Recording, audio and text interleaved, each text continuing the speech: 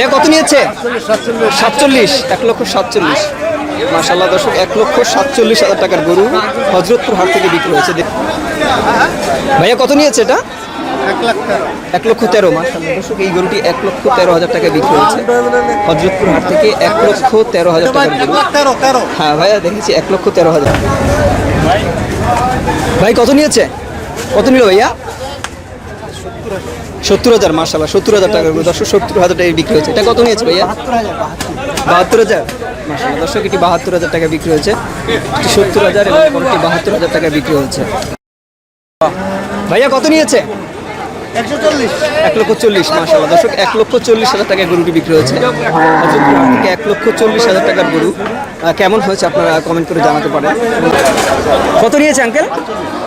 45। দর্শক, এই গরুটি 45,000 টাকায় বিক্রি হয়েছে। ভাই কত নিয়েছে? 2 লক্ষ। মাশাআল্লাহ 2 লক্ষ টাকার গরুটি দর্শক।